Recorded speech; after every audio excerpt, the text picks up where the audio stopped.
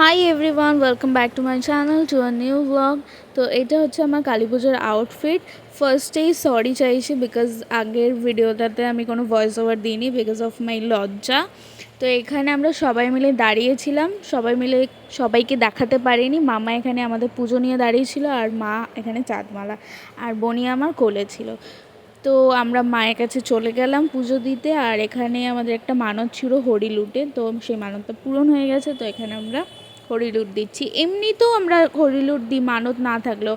তো এখানে পালস লজেন্সও ছিল আর বাতাসাও ছিল।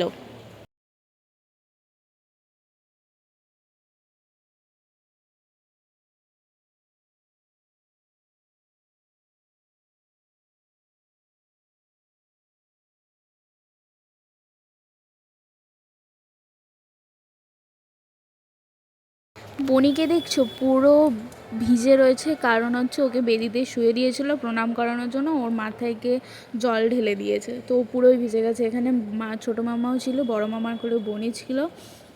তো এখানে আমাদের লুট দেওয়া কমপ্লিট হয়ে গেছে। মায়ের হাতে এই যে বড় বড় মোমবাতিগুলো দেখছো, তখন আমরা জ্বালাতে পারিনি কারণ ওখানে অনেক লোক ছিল, কার গায়ে কী হবে কিভাবে লেগে যাবে কেউ জানে না। তো এখানে মাকে দেখাচ্ছিলাম, আর তখনও মাকে বেদিতে তোলা হয়নি। এই বাঘগুলো দেখছো, জল মানে ঘটিগুলো এত বড় বড়, আর বাঘগুলো এতই সুন্দর কি বলবো। আর এই বাঘটা তো আরও সুন্দর, সামনে দেখেছো ওটা পুরো রক্ষাকালীর ছবি, আর পিছনে থাকবে হচ্ছে ভোলে বাবার সাথে সীতা আছে। তো এইখানে বনি দুলছিল আর মেলায় কত লোক যাচ্ছিল দেখছিল। আমি তো ওইখানে দেখতেই পাচ্ছিলাম না পাঠাবলি, এই আঙ্কেলের ফোনটাতেই আমি পাঠাবলি দেখে নিয়েছি। তো আমি আর মামি আর মাসি আর পিছনে পাপা দাঁড়িয়েছিল। তো আমরা গেছিলাম মেলায়। এখানে মেলাতে গিয়ে এই কাপগুলো আমাদের খুব পছন্দ হয়েছে।